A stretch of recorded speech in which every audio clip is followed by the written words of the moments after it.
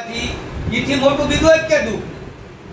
એટલે આમાંથી છૂટવા માટે થઈને જો એવા કોઈ સદગુરુના શરણે જાય અને એ સદગુરુ જ્યારે આપણને પરમાત્માની ઓળખાણ કરાવી દે, આપણે જે પરમાત્મા દેહ સ્વરૂપે જોવે છે, દેહ સ્વરૂપે મળવું છે પરમાત્માના, એટલે પરમાત્મા મળતા નથી. પણ જે તત્વ રૂપે જે પરમાત્મા છે, ગીતાજીની અંદર કૃષ્ણ પરમાત્મા અર્જુનને એવું કહે છે કે હે અર્જુન, કે મારી વગર એક તલભાર જગ્યા ખાલી નથી, મારી વગર એક તલભાર જગ્યા નથી.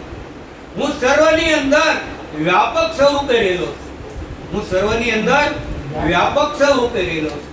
હવે આ જ્ઞાન આપણે ગીતાજી આખી જિંદગી વાંચીએ પણ પરમાત્મા મળે ખરા?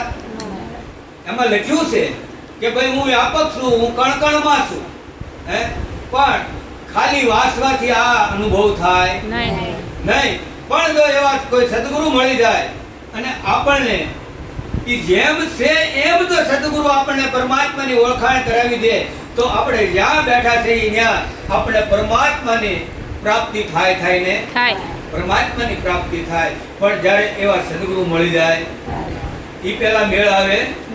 જો અર્જુન અને કૃષ્ણ પરમાત્મા કાયમ હારી રહેતા હતા, પણ અર્જુન ઓળખી નતો એક કે આ પરમાત્મા, હે, એ તો એક એનો સારથી માનતો, એક એના રથ હાંકવાવાળા માનતો. પણ જ્યારે એને કીધું કે મારે તમારું વૈરાટ સ્વરૂપ જોવું છે, મારે તમારું અસલ સ્વરૂપ જોવું છે, તમે જેવા છો એમ મારે તમને જોવા છે, તો કૃષ્ણ પરમાત્મા અર્જુનને કહે છે કે હે અર્જુન, તારે જો મને જેમ સૌ એમ જો તારે મને મારા દર્શન કરવા હોય તો તારી આ સાંભળાની આંખ કામ કરશે નહીં. તારી આ સાંભળાની આંખથી મારું દર્શન નહીં થાય. હું તને એવી દિવ્ય દ્રષ્ટિ આપું, હું તને એવા જ્ઞાનના ચક્ષુ આપું, અને એના થકી જો તું જોઈશ તો હું જેમ સૌ એમ તું મને જોઈ શકીશ. અને કૃષ્ણ પરમાત્મા યુદ્ધના મેદાનની અંદર જ્યાં ઊભા થા ન્યા એને જ્ઞાન આપ્યું, દિવ્ય દ્રષ્ટિ આપી, જ્ઞાનના ચક્ષુ આપ્યા, અને જ્ઞાનને અને પરમાત્માના દર્શન કરાવી દીધા. એને એમ ન કીધું કે તું એટલા જાપ જપજે પછી તને પરમાત્મા મળશે. એને એમ ન કીધું તું એટલા જપ તપ વ્રત કર, કિરત કર પછી તને પરમાત્મા મળશે. પણ જ્યાં હતા ન્યાને ન્યા એની એ અવસ્થામાં એને પરમાત્માનું દર્શન કરાવી દીધા. પણ ક્યારે? એને એ જ્ઞાનના ચક્ષુ આપ્યા.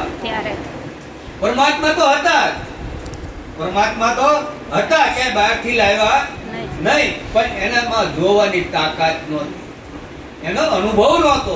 પણ જ્યારે કૃષ્ણ પરમાત્માએ એને જે જ્ઞાનના ચક્ષુ આપ્યા અને રણ મેદાનની અંદર પરમાત્માના તત્વનો અનુભવ કરાયો, એમ આ વર્તમાનની અંદર હાલમાં પણ જેટલા જેટલા સદગુરુ સંત છે એ જે જ્ઞાન અર્જુનને આપ્યું હતું એ જ જ્ઞાન આપણને અત્યારે વર્તમાનમાં. અને જેમ અર્જુનને પરમાત્માનો અનુભવ કરાવ્યો, અર્જુનને પરમાત્માના દર્શન કરાવ્યા, એમ સંતો આપણને અત્યારે વર્તમાનમાં પણ એ જ અનુભવ કરાવી રહ્યા છે. એમાં થોડો કે પણ સંશય કરવા જેવું નથી. એટલે ગમે એટલા જઈએ આપણે, તીરથ કરીએ, વ્રત કરીએ, ગમે એટલા ગંગા જમના સરસ્વતી નાવા જઈએ, અને જો ન્યા પરમાત્માની પ્રાપ્તિ થઈ જતી હોય તો એની અંદર જે માટલા નાતા હોય, મગરી હોય, એ જેટલા જળસર પ્રાણી હોય એને તો પરમાત્મા મળી જવા દે, હે, એને તો પરમાત્મા મળી જવા દો ને, કારણ કે એ તો એમાં જ રહે. પણ એમ કરવાથી જે કાંઈ બીજું ફળ મળતું હોય એ મળે, પણ પરમાત્મા કોઈ દી મળે, પરમાત્માની પ્રાપ્તિ ન થાય. અને જ્યાં સુધી પરમાત્માની પ્રાપ્તિ ન થાય ત્યાં સુધી આ લક્ષ 84 ફેરા માટે નહીં. એટલે મીરાબાઈ કીધું કે આત્માને ઓળખ્યા વિના આ લક્ષ 84 ન મટે, આ ભ્રમણાને ભાંગ્યા વિના આ ભવના ફેરા નહીં મટે. એટલે કહે છે કે તમારે આત્માની ઓળખાણ કરી લો. આત્માની ઓળખાણ એટલે તમારી પોતાની ઓળખાણ કરી લો કે હું કોણ છું, હું કોણ છું, હું ક્યાંથી આવ્યો છું, અને આ શરીર છોડીને મારે ક્યાં જવાનું. આ જીવતા મર્યા પછી જ્યાં તમારે જવાનું છે એ જીવતા એ ઘર જોઈ લો. અને જેને જીવતા એ ઘર જોઈ લીધું છે એને કોઈ મરવાની બીક હોતી નથી. એને મરવાની કોઈ બીક ન હોય, કારણ કે એને જોઈ લીધું કે મારે અહીંથી ક્યાં જવાનું. જેમ આપણે આ નાના એવા ફ્લેટમાં રહેતા હોય અને પછી ધંધા ઉદ્યોગ હારા હાલતા હોય અને પછી કોઈ મોટો એક બંગલો ખરીદ્યો હોય અને એની વાસ્તુ લેતા હોય અને પછી આપણે આ મકાન ખાલી કરવાનું, તો આ મકાન ખાલી કરવાનું, અમે બંગલામાં રહેવા જવાનું, તો આ મકાન ખાલી કરવાનું દુઃખ લાગે